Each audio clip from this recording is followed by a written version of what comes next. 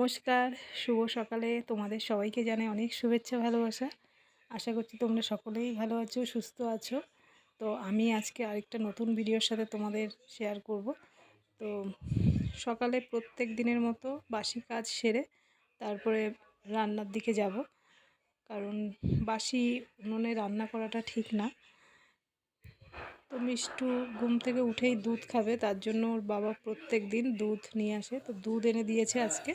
আমি আবার দুধটা গরম করে তারপরে ওকে দেব, তারপরে রান্নার দিকে যাব।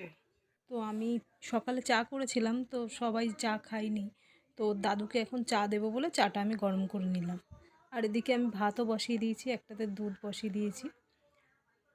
তো দাদুকে চা দিয়ে দেবো এখন। আর মিষ্টু দুধ তো একদম খেতে চায় না, তাও জোর করে খাওয়ানো হয়। যত ভাজা জিনিসগুলো খাবে, একদম ভালো জিনিসগুলো, ফল দুধ এগুলো কিছুতেই খাবে না। আর আমি এখানে দুধটা তাড়াতাড়ি ঠান্ডা করতে দিয়েছি, কারণ এমনিতেই দেরি হয়ে গেছে, ওদের স্কুলে যাবে। তো সকালবেলায় খাওয়ার জন্য আমি এখানে ডাল নিয়েছি, অড়হর ডাল। মটর ডালও নেই, আর মুসুরির ডাল তোর বাবা খাবে না, সেই জন্য আমি ভাবলাম অড়হর ডাল করি আর একটু আলু ভাজবো, তাহলে হয়ে যাবে। তো আমি ডালটা কিছুক্ষণ ভিজিয়ে রেখেছিলাম, আর তারপরে প্রেসারে দেব, তাহলে তাড়াতাড়ি হয়ে যাবে, সিদ্ধও হয়ে যাবে, গ্যাসও কিছুটা কম পড়বে। তো আমরা প্রত্যেকেই চাই কিন্তু যে কিছুটা জিনিস বাঁচুক, সংসারে যতটা জিনিস করা যায়, সঞ্চয় করা যায়। তো আমি এদিকে আলুটাও ধুয়ে নিয়েছি। আলুতে এত পরিমাণে বালি যে 3-4 বার করে ধুতে হয়। আর এদিকে ডালও সেদ্ধ হয়ে গেছে, এবার একটু আলুটা ভেজে নেব। তো আমি কিন্তু প্রত্যেক দিন যে ডাল আলু ভাজা করি তা নয়, এক এক দিন এক এক রকম করে দিই। কখনও ডিমের ঝোল করে দিই, কখনও সয়াবিনের তরকারি, কখনও ডাল আলু ভাজা, এরকম এক এক দিন এক এক সময় এক এক রকম করি। তো হঠাৎ করে মিষ্টুর বাবা মাছ নিয়ে এসেছে, এদিকে পুঁটি মাছ নিয়ে এসেছে। পুঁটি মাছটা কেটে এনেছে, আর চিংড়ি মাছটা কেটে আনিনি, এটা আমি পরে কেটে নেব। তো এখন আপাতত ওদের খেতে দিয়ে দেবো, কেননা এমনি দেরি হয়েছে, মিষ্টু যাবে স্কুলে আবার। তো একটা ডিম ভেজে 3জনকে দিয়ে দেবো। তো সকালে উঠে না আমাকে সমস্ত কাজ একা হাতে করতে হয়, তো সেই জন্য যতটা পারি তাড়াতাড়ি করার চেষ্টা করি, কারণ আমি তো সংসারে একাই সবটা সামলাই। তো দাদুকে আগে আগে খেতে দেবো, কারণ ওর দাদু 9টার মধ্যে দাদুকে দেওয়ার চেষ্টা করি। তো আর এক একদিন তো এমনি একটু আধটু দেরি হয়ে যায়। তা মিষ্টি একটু দেরি করেই খাবে, ও খাবে 10টার সময়, ওর বাবাকে আর ওকে একসঙ্গে দিয়ে দেবো। তো দাদুকে আগে দিয়ে দিচ্ছি। তো দাদু প্রথম থেকেই সময় মতো ঠিক টাইম টু টাইম খায়, সব কিছুই টাইমের মধ্যে করে।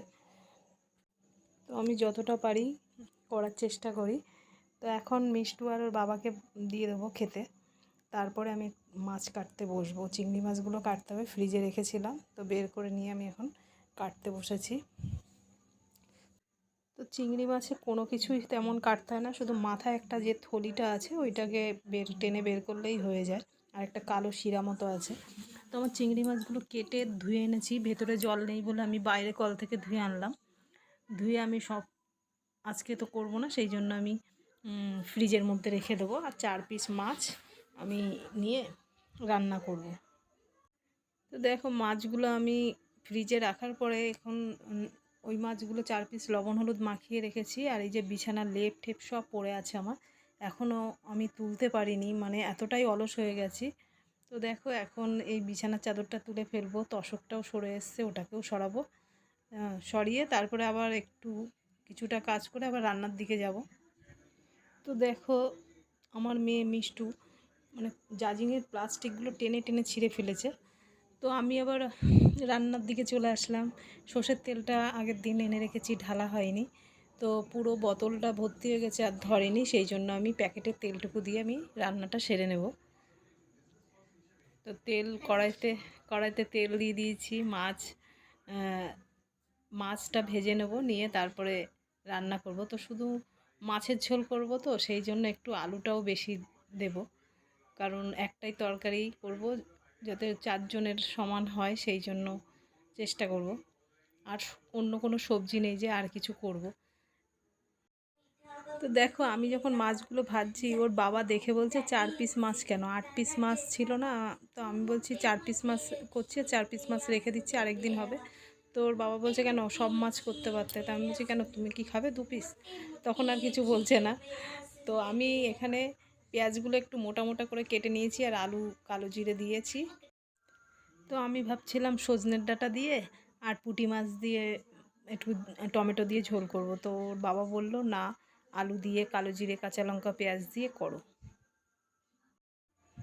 তো আমি এখানে একটু আদা জিরে কাঁচা লঙ্কা বাটা দিয়েছি আর একটু লবণ হলুদ দিয়ে কষিয়ে তারপরে জল ঢেলে দিচ্ছি। তো আমরা প্রত্যেকেই চাই কিন্তু সংসারে যতটা পারি গুছিয়ে করার, আর যতটা পারি কিছুটা সঞ্চয় করে রাখার, যে যাতে পরের দিনে কোনো অসুবিধা না হয়, সেইভাবে চলার চেষ্টা করি। তো রান্নাটা প্রায় হয়ে এসছে। আমি এখন মাছগুলো দিয়ে দেবো, একটু ধনেপাতাও দিয়েছি। ধনেপাতা দিলে তো খেতে বেশ ভালোই লাগে। তো সেটা আমি বিয়ের আগে খেতাম না, এখানে এসেই খাই। তো মাছের ঝোলটা আমার হয়ে গেছে, আমি আর বাটিতে ঢালবো না, কড়াইতেই থাকবে। আর এদিকে আমি অর্ধেক গুছিয়ে রেখেছিলাম বিছানাটা, তো আবার এসে পুরো বাকিটা করছি। তো বন্ধুরা, ভিডিওটা কেমন লাগলো অবশ্যই জানিও, আর তোমরা কিভাবে বাড়িতে কাজকর্ম করো সেটা আমাকে কমেন্টে জানিও। তো আজকে ভিডিওটা আমি আর বেশি বড় করব না, এখানেই রাখছি। তো সবাই ভালো থাকবে, সুস্থ থাকবে। পরের বার নতুন ভিডিওর সাথে দেখা হবে। নমস্কার।